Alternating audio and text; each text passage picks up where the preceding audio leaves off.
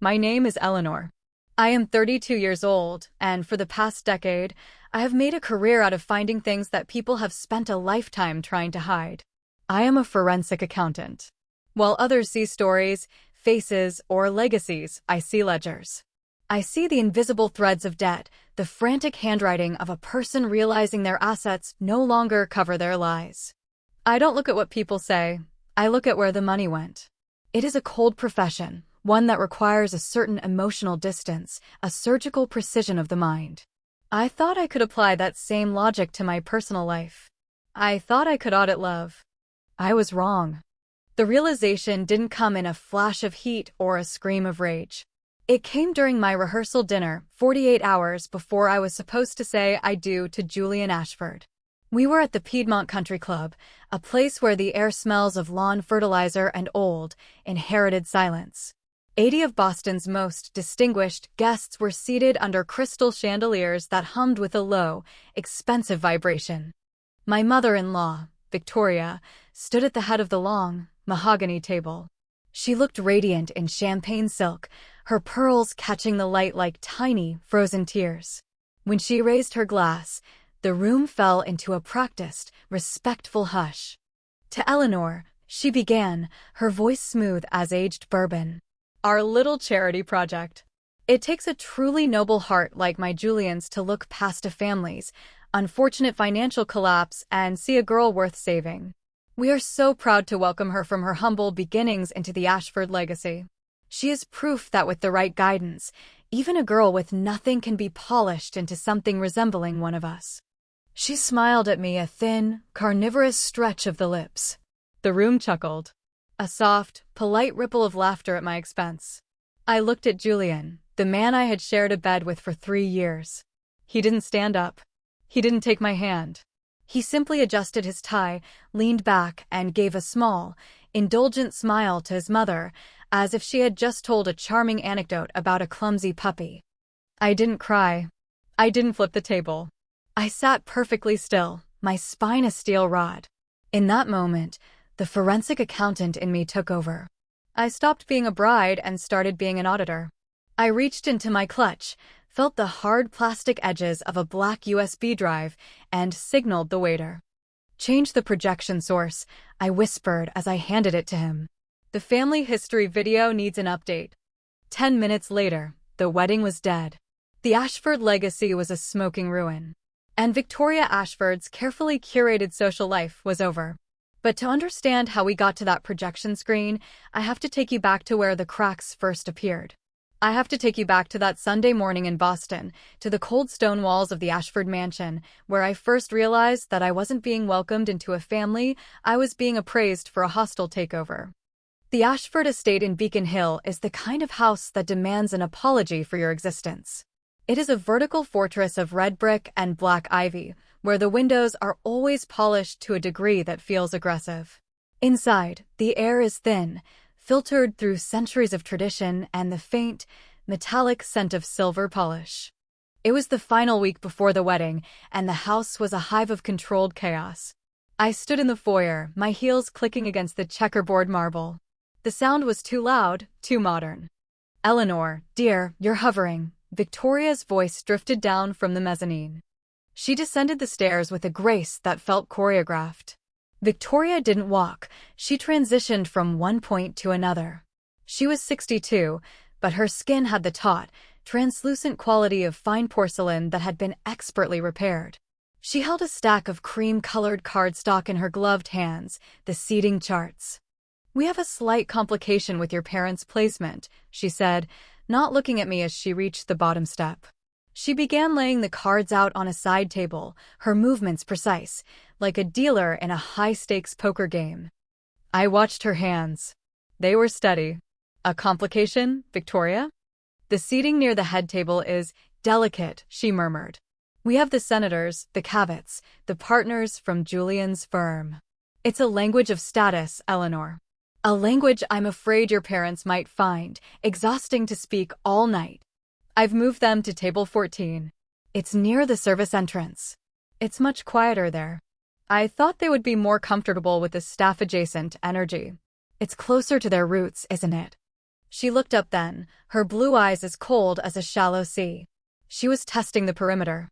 She wanted to see if I would snap, if I would show the common temper she expected from someone whose father had lost his printing business to a bankruptcy court 5 years ago. I didn't snap. I leaned in, my eyes scanning the chart. Table 14 is behind a pillar, Victoria. They won't be able to see the toasts. Perhaps that's for the best, she sighed, turning away. My toast will be quite honest. I wouldn't want to embarrass them. I felt a familiar tightening in my chest, the sensation I get when I find a discrepancy in a balance sheet. It's a physical tick, a warning that something doesn't add up. I looked past Victoria, into the drawing room. Julian was there, buried in a copy of the Financial Times, the smell of his expensive sandalwood cologne drifting into the hall. He had heard every word. He didn't look up. He was a master of the middle ground, a man who lived in the gray space between his mother's cruelty and my reality. Julian. I called out, my voice flat. She's just trying to make everyone comfortable, Elle, he said, his voice muffled by the paper. Don't make a scene. It's just a table. It's just a table. That was the refrain of our engagement. When Victoria insisted on replacing my grandmother's lace with imported silk, it was just fabric. When she cut my best friend from the bridesmaid list because her father was a union rep, it was just aesthetics. I walked away, leaving them in their fortress of silence. I needed air. I wandered toward the back of the house, past the kitchen where the staff moved like ghosts, toward Victoria's private study. The door was ajar. The room was an extension of Victoria, dark wood, heavy velvet drapes, and a desk that looked like it belonged to a 19th-century railroad tycoon. On the corner of the desk sat an iPad, its screen glowing in the dim light. It was an anomaly in this room of antiques, a sharp, digital eye. I shouldn't have looked. But a forensic accountant doesn't look, we observe. The screen was open to a Safari window. A bank login. Not just any bank, but a private wealth management portal I recognized instantly. I saw the Ashford crest in the corner of the site. And then I saw the numbers. My breath hitched. I didn't need to scroll. I didn't need to click. The summary page told the entire story in 2 colors, black and red. Mostly red. The Ashford legacy was a hollow shell. The primary trust accounts were decimated. There were bridge loans taken out against the Beacon Hill house. There were overdue notices from the very country club where our rehearsal dinner was to be held. The most damning piece of evidence was an open email in the background tab. I tapped it with a steady finger. From Marcus Thorne, Wealth Advisor. To Victoria Ashford. Subject: Urgent, liquidity crisis. Victoria, we are at the end of the line. The bank will not extend the line of credit again. The property taxes on the summer house are 6 months delinquent. As we discussed, the only viable path forward is the influx of capital from the marriage settlement. If Eleanor's personal trust, the one from her late aunt's estate, isn't accessible by the 1st of the month, the foreclosure proceedings on the main house will become public record. Julian needs to ensure the prenuptial agreement includes the commingling clause we drafted. She cannot know the extent of the debt until the signatures are dry. I stood there, the silence of the mansion suddenly feeling heavy, like I was underwater. The charity project wasn't me. It was them. I wasn't being welcomed into an elite circle. I was being bought to pay off the debts of a dying dynasty. Every insult, every condescending comment about my humble beginnings was a smokescreen. Victoria wasn't looking down on me from a mountain of gold. She was screaming at me from the bottom of a pit, trying to make me believe I was the one who needed saving. I heard footsteps in the hall. Victoria. I didn't panic. I didn't close the tab. I simply memorized the account numbers, the routing codes, and the name of the advisor. I stepped back into the shadows of the bookshelf just as she entered. She didn't see me at first. She went straight to the iPad, her face tight with an expression I had never seen before: fear. Real, raw, jagged fear. She tapped the screen, saw the email, and let out a long, shuddering breath. She looked old. For a second, the porcelain mask slipped, and I saw the desperate woman underneath, the one who would do anything to keep the neighbors from seeing the foreclosure sign on her lawn. Then, she looked up and saw me. The mask snapped back into place instantly. Her spine straightened, and her eyes turned into flint. "Eleanor, I didn't realize you were still in the house," she said, her voice dropping an octave. "Privacy is a concept we value highly in this family. I suggest you learn it before the ceremony." I looked at her, really looked at her, for the first time. I didn't see a formidable matriarch. I saw a failing asset. "I was just looking for Julian," I said, my voice as calm as a frozen lake. "I think I found everything I needed to see." I walked past her, the scent of her expensive perfume, something floral and dying, clinging to my skin. As I reached the door, I turned back. "The seating chart, Victoria," I said softly. "You're right. Table 14 is a bit too far away. I think I'll be much closer to the action than you think." I left the mansion that afternoon and didn't go home. I went to my office. I sat in the dark, the blue light of my monitors reflecting in my glasses. I began to work. I pulled tax records, I traced shell companies, I looked at the Ashfords' public filings against the private reality I had glimpsed on that iPad. By 3 a.m., I had it all. The Ashfords weren't just broke, they were fraudulent. They had been using the prestige of their name to secure loans they could never repay, moving money in a dizzying circle to create the illusion of wealth. It was a classic Ponzi scheme, dressed in Chanel and old Boston charm. And the centerpiece of their recovery plan was me.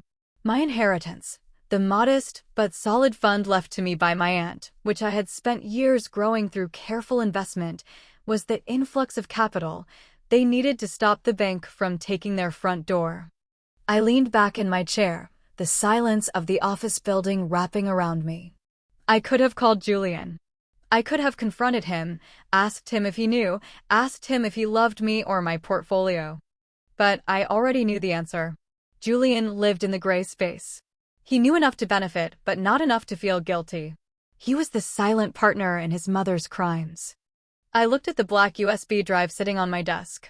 I thought about the rehearsal dinner. I thought about the charity project Toast Victoria was undoubtedly practicing in front of her mirror. I didn't want a divorce before the wedding. I didn't want a quiet breakup. I wanted a total liquidation. I wanted the world to see the Ashfords exactly as I saw them, in red ink. I began to compile the slides. Not photos of our first date or our trip to Paris. I scanned the overdue notices. I exported the bank summaries. I included the email from Marcus Thorne. I even found a recording of voicemail Julian had left for his mother a week ago, which I had saved because I thought it was just him being stressed. "Mom, she's asking about the prenup again." "I'll handle it. She's smart, but she's blinded by the wedding. Once we have the signature, we can move the funds. Just keep her distracted. Insult her family or something, keep her on the defensive. It works every time." I added the audio file to the final slide. I felt a strange, cold peace. For years, I had been the girl trying to fit in, the girl trying to prove she was enough for the Ashford name. Now, I realized the Ashford name wasn't worth the paper it was printed on. I closed my laptop, tucked the USB drive into my bag, and walked out into the cold Boston night. The wedding was in 48 hours. The stage was set. I just needed to make sure the lighting was perfect. The Piedmont Country Club did not just sit on a hill, it loomed. It was a sprawling, white-columned monument to the kind of exclusivity that felt like a physical weight on your chest the moment you stepped through the double oak doors. The air inside was climate-controlled to a precise, chilling degree, scented with lilies that smelled more like a funeral than a celebration. I arrived at the rehearsal dinner wearing a dress that Victoria had personally vetted. It was a pale, muted sage, the color of seafoam or perhaps a dying leaf. It won't clash with the Ashford emeralds, she had told me, as if my primary function was to serve as a neutral backdrop for her family's jewelry. I stood in the ballroom, my hand resting on the back of a velvet chair, feeling the grain of the fabric against my palm. As a forensic accountant, I am trained to look for anomalies in a system. Tonight, the anomaly was me. The room was a sea of navy blazers and black cocktail dresses. These were people who didn't discuss money because they assumed it would always be there, like oxygen or the change of seasons. They spoke in the shorthand of Ivy League legacies and summer homes in the Berkshires. I moved through the crowd like a ghost in my own life, nodding when expected, smiling when the silence grew too long. Victoria was in her element. She moved from group to group, her hand perpetually resting on Julian's arm, presenting him to the room as if he were a prize stallion she had personally bred. Julian looked every bit the part, tall, broad-shouldered, with a smile that was just charming enough to hide the vacuity behind it. "You're quiet tonight, Eleanor," Julian whispered, leaning down as a waiter passed us with a tray of hors d'oeuvres. He didn't look at me. His eyes were scanning the room, calculating the social capital of the guests. "I'm observing," I said. "Well, observe less and celebrate more. It's our night." He patted my hand, 3 quick, rhythmic taps. It wasn't an affectionate gesture, it was a signal to perform. A command to be the saved girl everyone expected. Dinner was served with a clinical efficiency. The lobster bisque was followed by a filet mignon so tender it felt like an insult. I watched the silver clink against the fine bone china, the sound echoing in the high-ceilinged room like a series of tiny, sharp bells. I didn't eat. My stomach felt like it had been replaced by a block of dry ice. I kept thinking about the red ink on the iPad screen, the foreclosure notices tucked away in a velvet-lined study, and the way the people in this room would react if they knew they were dining on the credit of a ghost. Then the lights dimmed. A soft spotlight found Victoria at the head of the table. She stood slowly, her movements languid and deliberate. She held a flute of crystal, the bubbles rising in a frantic, golden line. She waited for the room to settle, for every eye to fixate on her. Victoria didn't just command attention, she extorted it. "Friends, family, and those who have traveled so far to be with us tonight," she began, her voice carrying that effortless, transatlantic lilt. "Tradition is the marrow of the Ashford family. We don't just build homes, we build legacies. And for a long time, I worried that my Julian, my only son, would struggle to find a partner who understood the weight of that responsibility." She turned her gaze toward me. It was a soft look, one that an outsider would mistake for maternal warmth. I saw it for what it was, a predator marking its territory. "When Julian first brought Eleanor home, I'll admit, I was hesitant," she continued, a light ripple of laughter following her words. "She came from a world so different from ours. A world of struggle, of uncertainty. We all know the tragic story of her father's business, the loss of their family home, a truly heartbreaking collapse that would have broken a lesser woman. It was a charity project of the soul, if you will." The word hit the room like a stone dropped into a still pond. Charity project. I felt the blood drain from my face. I looked down at my plate. The filet mignon looked like a piece of raw grief. I could feel 80 pairs of eyes sliding toward me, some with pity, some with the cruel hunger of people who enjoy seeing a flaw in someone else's diamond. "But Julian," Victoria said, her voice rising with a practiced, theatrical tremolo, "Julian has always had a heart for the underdog. He saw the potential in Eleanor.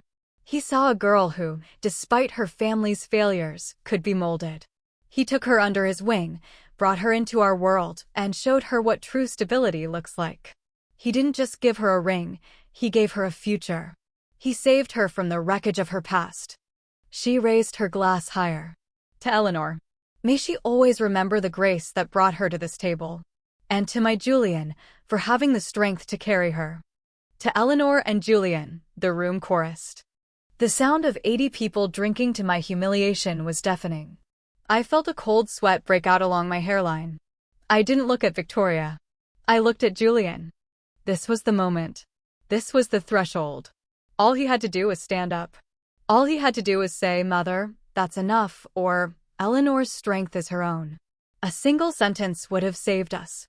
A single gesture of solidarity would have made me reconsider everything I had planned in the dark of my office. Julian leaned toward me. For a fleeting second, I thought I saw a spark of defiance in his eyes. Instead, he leaned into my ear and whispered, "Just smile, Elle.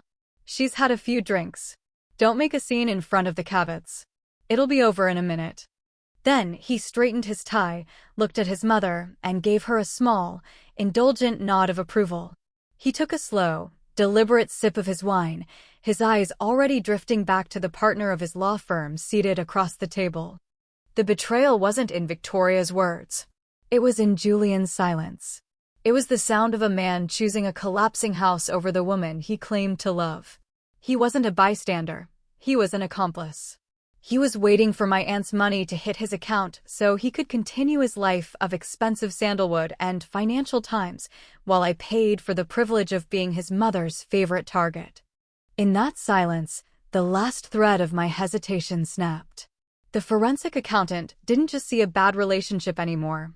I saw a fraudulent contract. And in my world, when a contract is breached, you don't negotiate. You liquidate. I felt a strange, terrifying calm wash over me. My heart rate, which had been spiking, smoothed out into a steady, rhythmic thrum. I was no longer a bride. I was an auditor closing a case. I reached into my silk clutch and felt the USB drive. It was small, cold, and heavy with the weight of the truth. A waiter was clearing the bread plates behind me. I didn't turn around. I simply extended my hand, holding the drive between two fingers. "A small change to the program," I whispered, my voice barely audible over the din of the room. "The tribute video Victoria prepared. It's missing a few key documents. Please ensure this plays immediately after the main dessert course. It's a surprise for the family." The waiter, a young man who had likely spent the evening being ignored by everyone in the room, took the drive with a confused nod. He didn't ask questions. In a place like this, the staff is trained to be invisible conduits for the whims of the wealthy. "Of course, ma'am," he murmured. I sat back. I even took a sip of my water.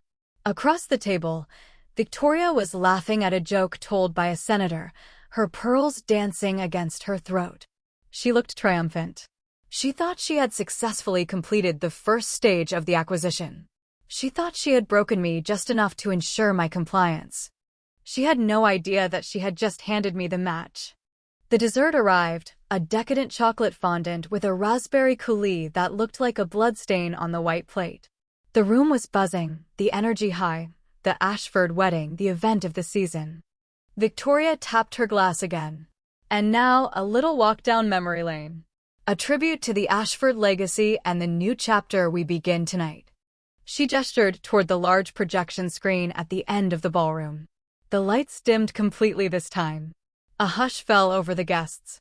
Julian reached out and touched my arm, his fingers dry and ghost-like. "Here we go," he whispered, a hint of excitement in his voice. "Yes," I said, looking directly at the black screen. "Here we go." The screen flickered to life. But it didn't start with the grainy, black and white footage of Julian's grandfather. It didn't start with the Ashford crest. It started with a high-resolution scan of a document. A document with the word foreclosure stamped across the top in bold, uncompromising red ink. The room didn't react immediately. There was a collective beat of confusion, a silence so thick you could hear the hum of the projector's cooling fan. Then, the first slide transitioned to the next. The open loop was about to become a noose. The word foreclosure didn't just appear on the screen, it hung there, vibrating with a digital crispness that seemed to suck the oxygen out of the Piedmont Country Club's ballroom. In my line of work, that word is a terminal diagnosis. It is the cold, hard floor at the bottom of a very long fall. Seeing it printed in bold, sans serif type against the backdrop of an Ashford family crest was like watching a gargoyle crumble off a cathedral. It was beautiful in its violence. I took a bite of my chocolate fondant. It was rich, cloaking my tongue in a dark, bitter sweetness that perfectly complemented the acidity of the room. I watched the guests. I didn't watch the screen, I already knew every pixel of that data. I watched the audience. To my left, Senator Sterling's wine glass stopped halfway to his lips. His eyes narrowed, his brain instantly pivoting from socialite to political strategist, calculating how many degrees of separation he needed to put between himself and the Ashfords before the sun rose. Across the table, Marcus Thorne, the very wealth advisor who had authored the liquidity crisis email, turned a shade of gray that matched the expensive slate of the ballroom floor. He knew. He was the only one in the room who understood that this wasn't a technical glitch. It was a deposition. The slide transitioned. The screen now displayed a spreadsheet, a chaotic, bleeding mess of red cells. It was the internal ledger I had reconstructed from Victoria's private files. It showed the shell companies, the intercompany loans that were nothing more than a desperate game of musical chairs, and the final, crushing some of their debt. It was a map of a sinking ship, and everyone in the room suddenly realized they were standing on the deck. Victoria was the first to move. She didn't scream. She wasn't the type for hysterics. She simply stood, her chair screeching against the marble like a wounded animal. She looked toward the AV booth, her arm outstretched, her finger pointing with the sharp, trembling precision of a conductor who had lost the orchestra. "Turn it off," she hissed. Her voice wasn't loud, but in the vacuum of the room's silence, it carried like a gunshot. "Julian, tell them to turn it off. It's a prank." Some disgruntled employee. A hack. Julian didn't move. He sat there, his hands flat on the table, staring at the screen as if it were a mirror showing him his own skeleton. He looked small. For the first time since I had met him, the tailored lines of his tuxedo seemed too large for his frame. The Ashford of him was evaporating, leaving behind a frightened boy who realized the basement of his life was flooded. The spreadsheet faded, replaced by a video. The quality was grainy, low-light security footage from Victoria's study. The timestamp in the corner showed it was from 3 nights ago. The room on the screen was the same one I had stood in, the dark wood and heavy velvet drapes now rendered in ghostly shades of gray and green. Victoria appeared on camera. She was pacing. She held a glass of amber liquid neat scotch, no ice. She looked haggard, the porcelain mask abandoned in the privacy of her own greed. Julian walked into the frame. He looked tired, but his voice was clear, picked up by the high-sensitivity mic I knew she had installed for security purposes. "She's asking about the commingling clause again, Mom." Julian's digital voice echoed through the ballroom, bouncing off the crystal chandeliers. "She's a forensic accountant. She's not stupid. She's going to see the holes in the trust eventually." The live Victoria, the one standing at the head of our table, froze. Her mouth stayed open, but no sound came out. She looked like a statue of a woman realizing she was made of salt. On the screen, the digital Victoria stopped pacing. She turned to her son, her eyes bright with a predatory hunger. "She doesn't need to be stupid, Julian. She just needs to be in love. Or at least, in love with the idea of being an Ashford. Use that. Lean into the humble beginnings narrative. Make her feel like she owes us her life. If we don't get that signature on the consolidated agreement by Monday, the bank takes the Beacon Hill house. Do you understand? Your life, your firm, your reputation, it all depends on that Varos-Kizis inheritance." The term Varos-Kizis, the slum girl, hit the room with a physical impact. It was the ultimate slur in Victoria's vocabulary, a word that stripped away the charity project veneer and revealed the raw, jagged contempt underneath. Julian's voice on the recording was a low, defeated mumble. "I know. I'll handle it. I'll keep her on the defensive. I told her the seating chart was about status. It keeps her distracted, keeps her trying to prove she belongs." "Good," the recorded Victoria said, raising her glass in a mocking toast to the empty room. To the slum girl and her very, very timely rescue of the Ashford name. The video cut to black. The silence that followed wasn't just a lack of sound. It was a weight. It was the sound of 80 people holding their breath, terrified that if they moved, the stench of the Ashfords' rot would cling to their own clothes. The distinguished guests were no longer guests, they were witnesses to a crime scene. I placed my spoon down on the edge of my plate. The clink of the silver against the china sounded like a bell marking the end of a round. I didn't look at Victoria, who was now clutching the back of her chair so hard her knuckles were white stones. I didn't look at the guests. I looked at Julian. He finally turned his head to face me. His eyes were wet, his face a map of ruin. He looked for a spark of anger in me, a flare of the common temper his mother had warned him about. He wanted me to scream. He wanted me to throw my wine in his face. If I did that, he could understand it. He could categorize it as a scandal. He could fix a scandal. But I gave him nothing. I gave him the same look I give a balance sheet that doesn't reconcile. I gave him the look of an auditor who has reached the final page and found the fraud. The math is wrong, Julian, I said softly. My voice didn't shake. It was the most honest thing I had said to him in 3 years. Eleanor. He started, his voice a broken whisper. It wasn't. That's not the whole story. It's the only part that matters, I replied. I looked around the room. The Ashford emeralds, which Victoria had insisted I wear, felt heavy and cold against my throat. I reached up, my fingers finding the clasp. It was a delicate thing, designed to be handled with care, but I didn't have any care left. I unhooked it and let the necklace fall onto the table. It landed with a dull thud next to the half-eaten chocolate fondant, the green stones looking like glass beads in the dim light. Victoria finally found her voice, but it was a thin, whistling thing. You did this. You planned this. You are a disgusting, vengeful little.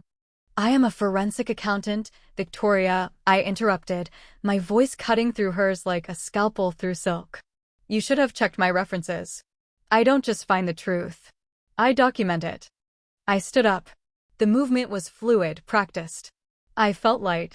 The weight of the house, the weight of the status, the weight of trying to be enough for a family that was worth less than zero, it all stayed in that chair. I reached into my clutch and pulled out my phone.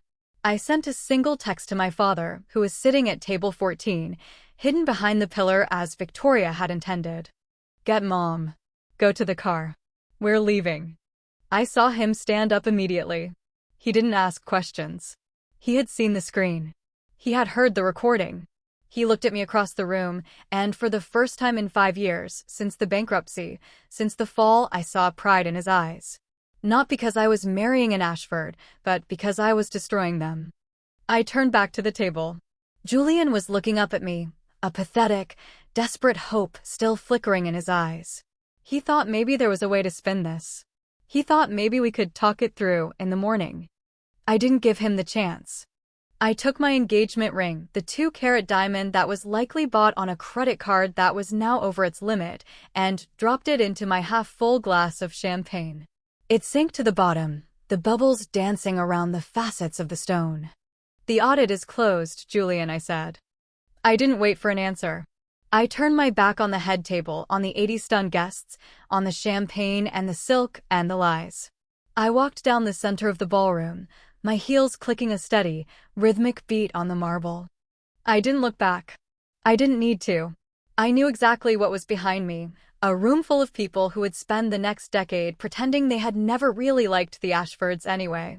I knew that Victoria would spend the next hour trying to explain the unexplainable, her voice getting higher and thinner until she finally realized that the lights were never coming back on. As I reached the double oak doors, the young waiter from before held them open for me. He looked at me with a mixture of awe and terror. Thank you for the update, I told him. You're welcome, ma'am, he whispered. I stepped out into the cool night air of the Piedmont Hills. The valet had already pulled my car around, my car, paid for with my own money, registered in my own name. I got in, adjusted the rearview mirror, and saw the lights of the country club glowing in the dark. It looked like a palace from this distance. But I knew the truth. It was just a very expensive tomb. I put the car in gear and drove away. The rehearsal was over. And as far as I was concerned, the main event had just been canceled. The video didn't end with a fade to black. It ended with the harsh, sterile white of a dead signal. That white light bathed the ballroom, reflecting off the silver platters and the sweat-beaded foreheads of 80 people who had just witnessed the digital autopsy of a dynasty. It was a cold light, the kind they use in morgues or interrogation rooms. In that silence, I could hear the internal machinery of the Piedmont Country Club, the hum of the industrial HVAC system, the distant clatter of a dropped spoon in the kitchen, the collective, ragged intake of breath from a room full of people who had built their lives on the very pretenses I had just incinerated. I remained seated. I didn't move a muscle. I wanted to feel the weight of that silence. In my profession, silence is usually the precursor to a confession.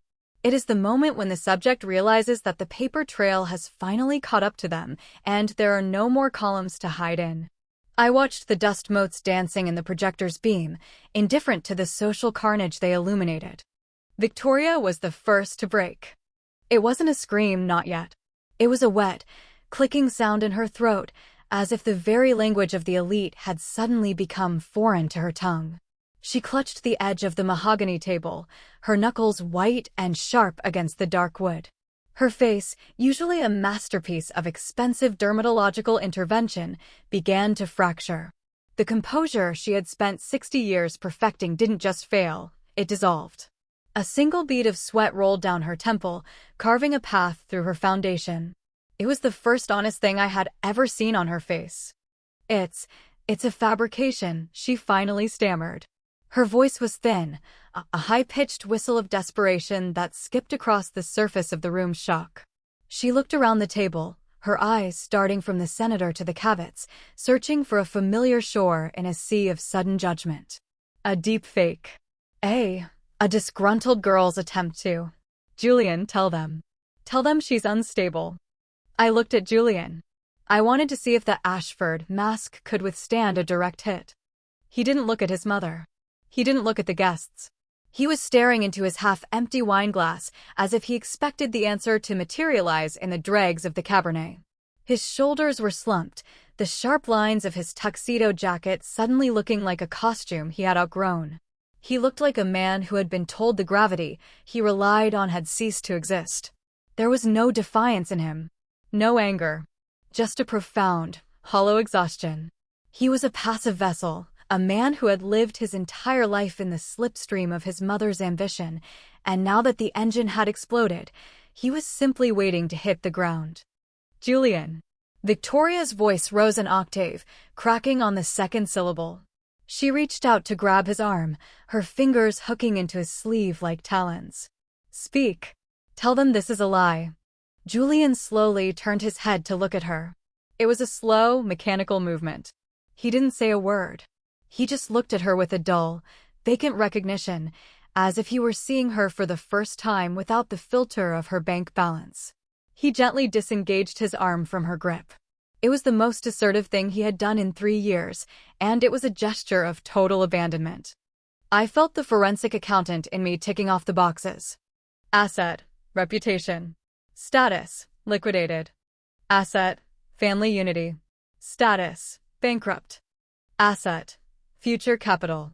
Status, seized. I stood up. The sound of my chair sliding back against the marble was the only noise in the ballroom. It was a sharp, grating sound that seemed to vibrate in the teeth of everyone present.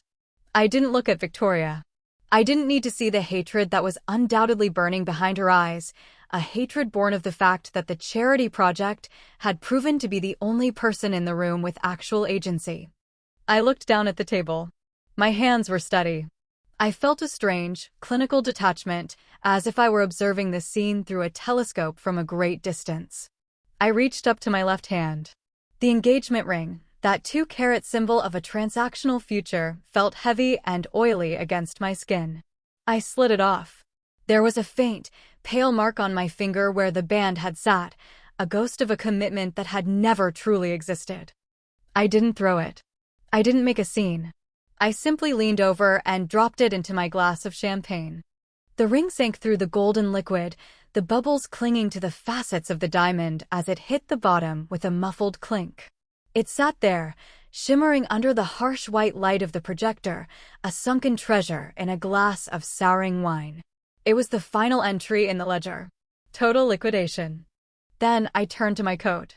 It was a structured, charcoal gray wool piece I had draped over the back of my chair. I picked it up, feeling the cool silk lining against my fingers. I slid my arms into the sleeves, the weight of the garment providing a sudden, grounding comfort. With a slow, deliberate motion, I reached for the top button. I watched my own fingers as I pushed the horn button through the slit of the wool. 1. I felt the fabric pull tight across my chest. 2. The room felt colder now, the air conditioning finally winning the battle against the heat of 80 bodies. 3. I was buttoning myself back up, closing the shell, withdrawing from the Ashford orbit forever. I looked at Victoria one last time. She was staring at the ring in the champagne glass, her mouth working silently, like a fish gasping for air on a dry deck. "The accounts are closed, Victoria," I said. My voice was low, devoid of malice, carrying only the flat finality of a court ruling. "I'd suggest you call your lawyer. Not for the wedding. For the foreclosure." I imagine Marcus Thorne has already left the building. I turned and began the long walk toward the exit. The ballroom felt miles long. I passed the Cabots, who looked away as I approached, their faces fixed in masks of polite horror. I passed the partners from Julian's law firm, men who dealt in the currency of power and were now realizing they had been betting on a hollow currency. I passed the floral arrangements, thousands of dollars of white roses that were already beginning to wilt in the sterile air. As I moved, the silence of the room began to shift. It wasn't the silence of shock anymore, it was the silence of a vacuum beginning to fill. Behind me, I heard the first murmurs. The hushed, frantic whispers of people already rehearsing how they would describe this night to those who weren't there. "Did you see her face? I always knew there was something off about their finances. Poor Julian. That girl, she's cold-blooded." I took those whispers and folded them away. They were noise. Inconsequential data. I reached the massive, gilded double doors of the ballroom. The staff, the waiters who had seen everything, stood like sentinels. They didn't look at me with judgment. They looked at me with a quiet, shadowed respect. I had done what none of them could ever do. I had broken the fourth wall of the Ashford Theatre. I stepped out into the foyer. The air here was different, less pressurized, smelling of old wood and floor wax rather than desperate perfume. I walked toward the heavy oak exit, my heels clicking a steady, rhythmic cadence on the stone floor.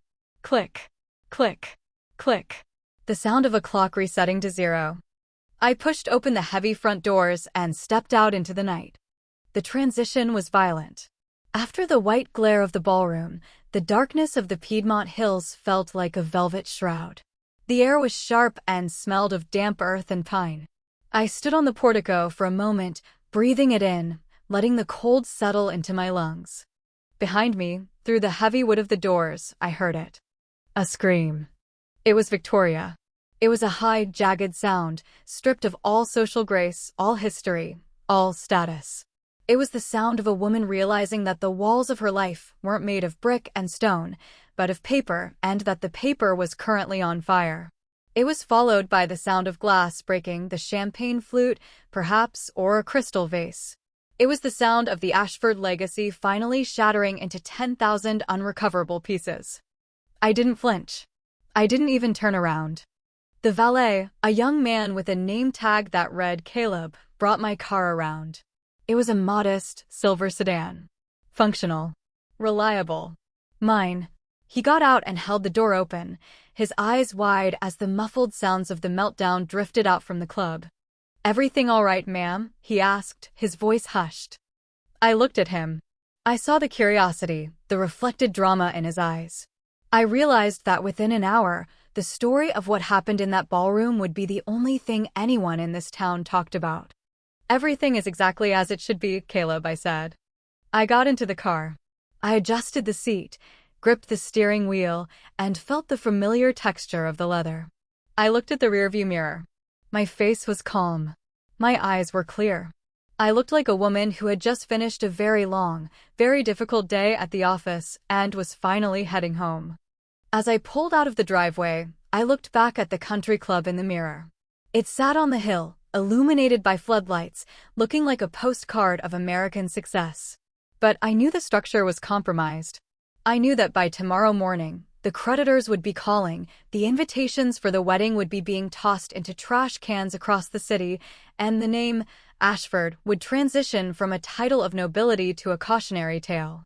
The screams from inside were fading now, replaced by the rush of the wind against my windshield. But as I drove down the winding hill, away from the silk and the lies, I knew the real noise hadn't even started yet. Tonight was just the audit. Tomorrow was the liquidation. And Victoria Ashford had no idea how much it was going to cost her to settle the bill. I turned onto the main highway, the lights of Boston shimmering in the distance like a field of cold diamonds. I reached over and turned on the radio. A soft, melancholic jazz piece filled the cabin. I was 32 years old. I was a forensic accountant. I had zero assets in the Ashford family, and for the first time in my life, my balance sheet was perfectly, beautifully clean. The morning after the rehearsal dinner did not begin with a sunrise, it began with a vibration. My phone, resting on the granite countertop of my kitchen island, hummed with a frantic, rhythmic persistence. It was 5:14 a.m. The blue light of the screen cut through the pre-dawn shadows of my apartment, illuminating the name Julian over and over again. I didn't pick it up. I didn't silence it. I simply watched it. In forensic accounting, we talk about velocity, the speed at which money or information moves through a system. Julian's velocity was high, bordering on hysterical. By 6 a.m., the count was 22 missed calls. By 8 a.m., it was 47. Interspersed between the calls were the messages. The digital archaeology of a collapsing man. Eleanor, please. It was out of context. My mother is having a heart attack. You have to call me. I can explain everything. I can explain. The three most expensive words in the English language. In my experience, when someone says they can explain, what they mean is they are currently constructing a more palatable lie. I set my phone face down. I didn't need his explanation. I had his spreadsheets. I had his mother's voice recorded in high-definition betrayal. The audit was finished. I was now in the liquidation phase. I made a cup of coffee. I weighed the beans to the gram, 18 grams of a light roast from Ethiopia. I watched the water bloom over the grounds, the scent of jasmine and bergamot filling the sterile, quiet air of my kitchen. Everything in my apartment was deliberate. The lines were clean. There was no clutter. There was no Ashford here. I had spent 3 years trying to integrate my life into theirs, but I had kept this space as a sanctuary of logic. Now, it was my war room. At 9 a.m., I opened my laptop. I didn't check social media. I didn't check the news, though I was certain the Ashford wedding cancellation was already rippling through the Beacon Hill gossip circuits like a virus. I went straight to my digital folders. When you plan a high-society wedding, you deal with contracts. Mountains of them. Because I was the one with the liquid assets, the slum girl with the timely inheritance, I had insisted on being the primary signatory for every vendor. Victoria had balked at the time, calling it unnecessary paperwork for a bride, but I had framed it as my way of learning the family's business standards. In reality, I was ensuring that the delete key belonged to me. I called my attorney, Sarah Vance. Sarah was a woman who spoke in bullet points and wore suits that cost more than a mid-sized sedan. She was the best contract litigator in Boston. Eleanor, she said, her voice crisp. I saw the footage. My paralegal sent it to me an hour ago. It's everywhere, by the way. Someone at that dinner had very fast thumbs. Good, I said, leaning back in my chair. I want to move on the rescissions. All of them. Immediately. You've already paid the deposits for the Pierre Hotel, the floral designers, the catering, and the orchestra, Sarah noted. That's roughly $400,000 in sunk costs, Eleanor. Most of those are non-refundable this close to the date. Check the force majeure clauses I had you insert into the riders, I told her. I specifically added language regarding reputational harm and fraudulent representation of family assets. And even if they fight the refund, that's not the point, Sarah. I'm not just canceling. I'm withdrawing my sponsorship. In the world of the ultra-wealthy, sponsorship is everything. I had signed the contracts as the guarantor. By withdrawing, I wasn't just stopping the wedding. I was shifting the legal liability for the remaining balances, the hundreds of thousands of dollars still owed for the grand Ashford celebration, directly onto the person who had requested the services, Victoria Ashford. If you withdraw as the guarantor, Sarah said, a note of grim realization in her voice, the vendors will immediately trigger the full payment due clauses against the co-signatory. Which is Victoria. Precisely, I said. She wanted an Ashford standard wedding. She can have the Ashford standard bill. I spent the next 3 hours in a state of flow. It was a cold, pragmatic massacre. I sent the formal termination notices to the Pierre Hotel. I called the florist, a man who had spent months patronizing me for my simple taste, and told him the $20,000 worth of orchids currently sitting in his refrigerated van were no longer my concern. I contacted the jeweler. I contacted the travel agency that had booked the six-figure honeymoon to the Maldives. With every click of the send button, I felt a layer of lead being stripped off my skin. I wasn't being vengeful. I was correcting a series of bad investments. I was pruning the dead weight from my portfolio. By noon, the counterattack began. The calls were no longer coming from Julian. They were coming from the Ashford estate's landline, then from Victoria's personal cell, then from their family office. I finally picked up when I saw a number I didn't recognize.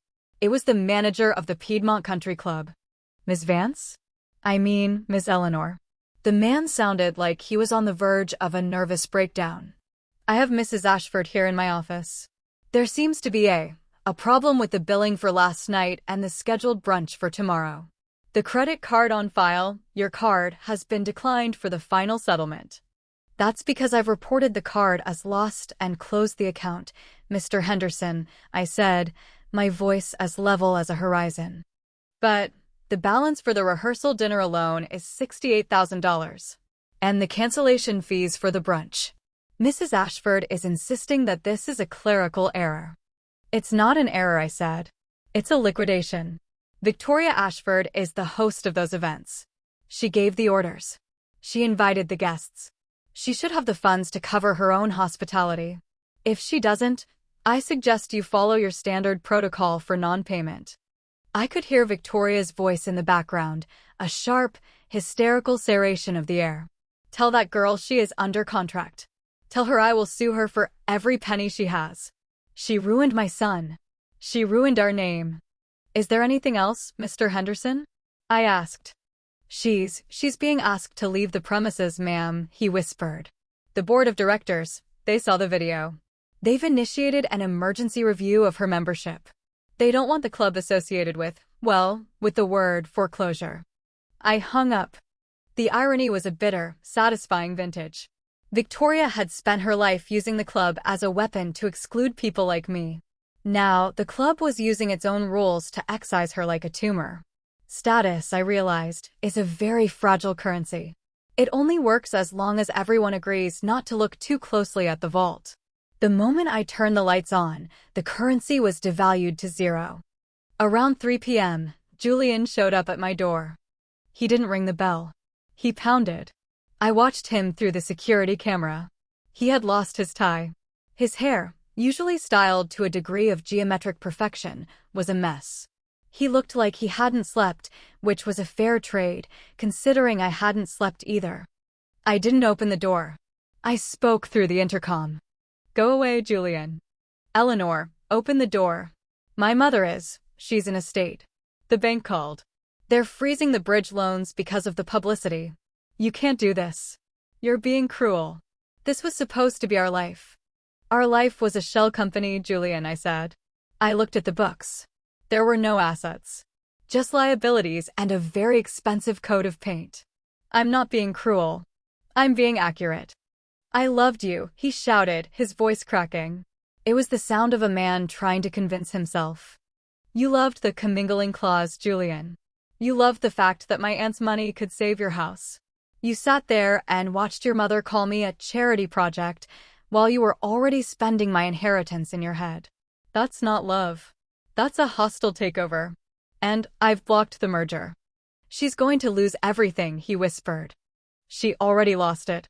She was just waiting for me to pay for the funeral. I'm not doing it. Tell Victoria that the slum girl is closed for business. I turned off the intercom. I walked to my balcony and looked out at the city.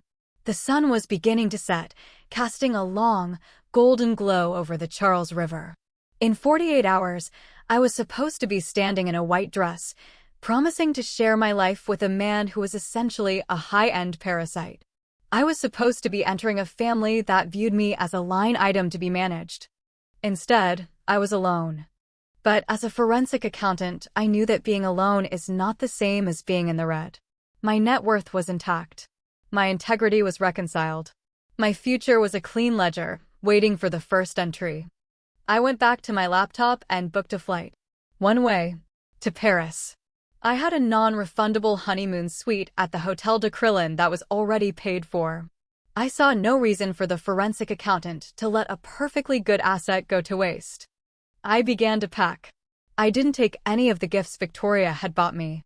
I didn't take the Ashford family stationery. I took my clothes, my passport, and my laptop. The silence in my apartment was no longer the silence of a void. It was the silence of a clean room. The paper carnage was over. The Ashfords were now someone else's bad debt. Paris in May is not the romantic watercolor the travel brochures promise. It is a city of sharp, slate-gray angles, of damp cobblestones that reflect the headlights of black citrons like oil on water, and a wind that carries the scent of roasted coffee and ancient, indifferent dust. It is a city that does not care about your tragedies. It is a city that respects only history and the present moment. For a forensic accountant, it was the perfect environment for a final reconciliation. I stood on the balcony of the Hotel de Crillon, wrapped in a heavy white robe that felt like a plush, protective armor. The suite, the one intended for a honeymoon that never happened, was a masterpiece of 18th century opulence. Gilded moldings, silk-paneled walls, and a view of the Place de la Concorde that felt like looking at the center of the world. I held a cup of espresso in my hand, the porcelain thin and translucent. I was 32. I was alone. And I had never felt more solvent in my life. I watched the traffic circle the obelisk below. Thousands of people moving toward thousands of different destinations, each carrying their own private ledgers of debt and desire. For 3 years, I had allowed my own ledger to be managed by others. I had allowed Victoria Ashford to define my value based on a past she didn't understand and a future she intended to steal. I had allowed Julian to be the silent witness to my erasure.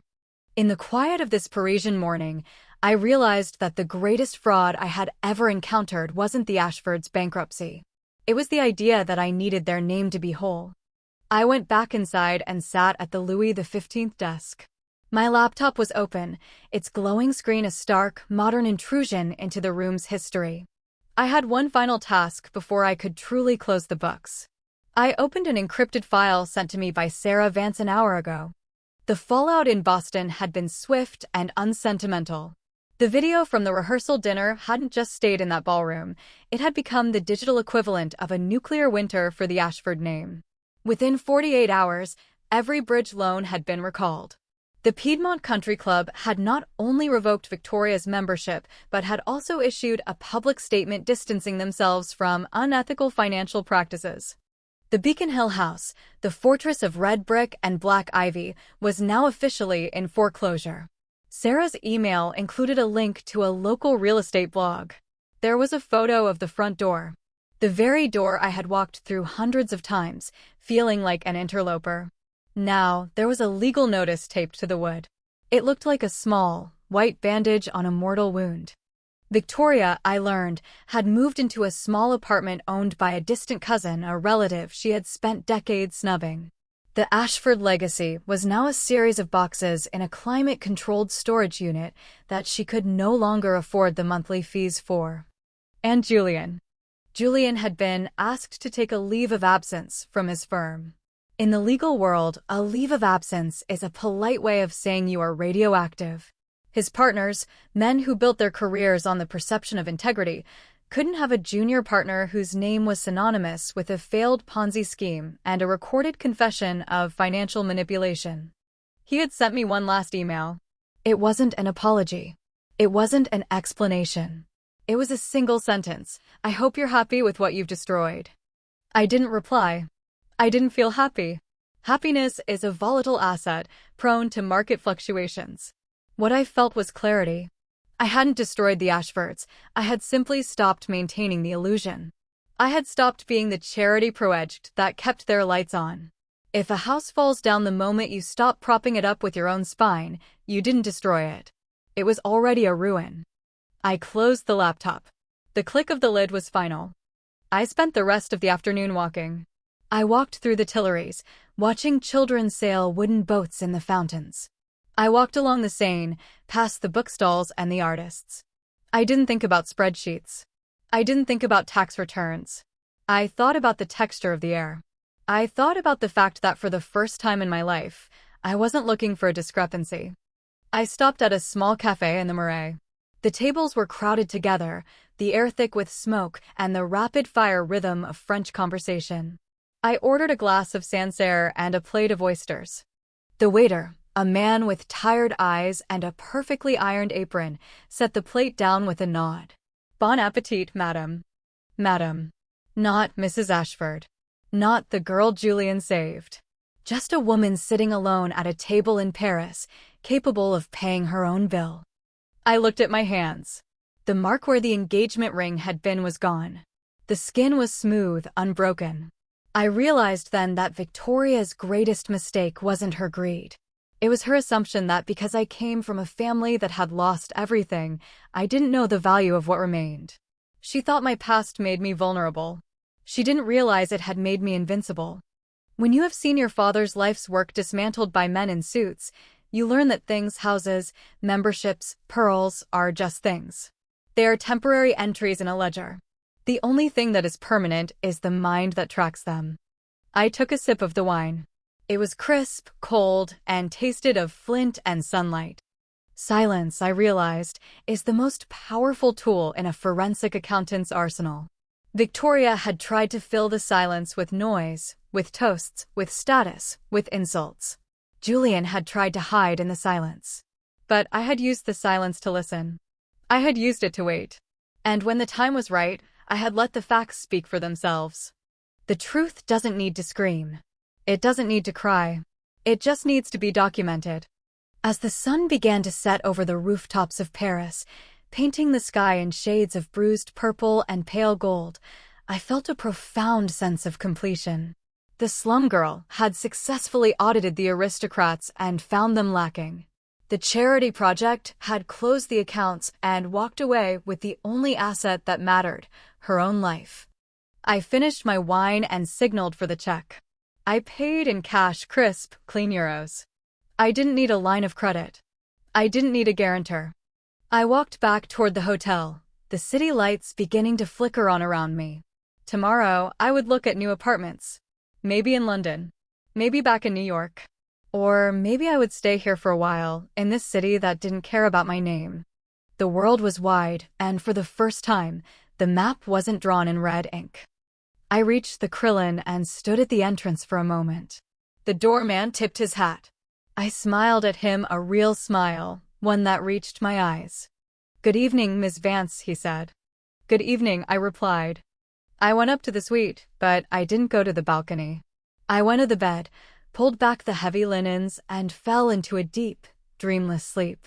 There were no more ghosts to find. No more hidden debts to uncover. The audit was over. The ledger was clean. And the rest of the story was mine to write, one line at a time, with a pen that belonged to no one but me.